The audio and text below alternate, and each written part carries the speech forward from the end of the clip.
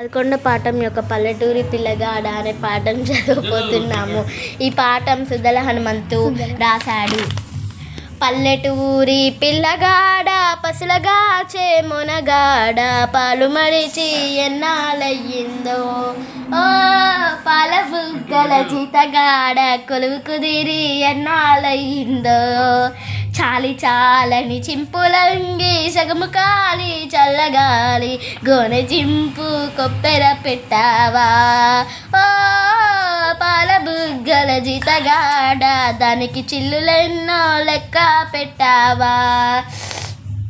తాటి జగ్గల కాలి జోడు తప్పటడుగుల నడక తీరు బాటతో పని లేకుండయిందా, ఓ పాల బుగ్గల జీతగాడ చేతి కర్రే తోడైపోయిందా, గొంపు తరలే వంపులోకి కూర్చున్నావా గుండు మీద దొడ్డికి నువ్వే దొరవైపోయావా, ఓ పాల బుగ్గల జీతగాడ దొంగ గోడ్ల నడ్డగించేవా, కాలువై కన్నీరుగార కండ్లపై రెండు చేతులాడ వెక్కి వెక్కి ఏడుచున్నావా, ఓ పాల బుగ్గల జీతగాడ ఎవరేమన్నారో చెప్పవా, పెద్దలాడ అమ్మ నీకు పెట్టలేదా సది కూడా ఆకలిగోని అడలుచున్నావా, ఓ పాల బుగ్గల జీతగాడ అడవి తిరిగి అలసిపోయావా,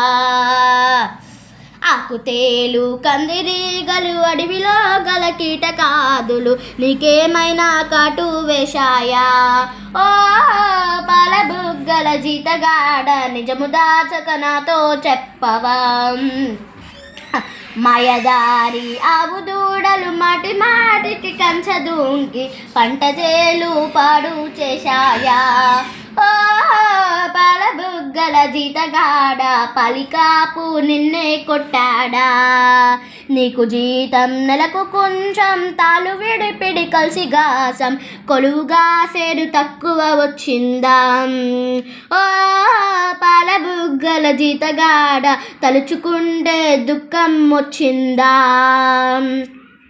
పాఠశాల ముందు చేరి తోటి బాలుడ తొంగి చూసి ఎటికోయి వెలవెలబోతావు, ఓ పాల బుగ్గల జీతగాడ వెలుగులేని జీవితం అంటావా.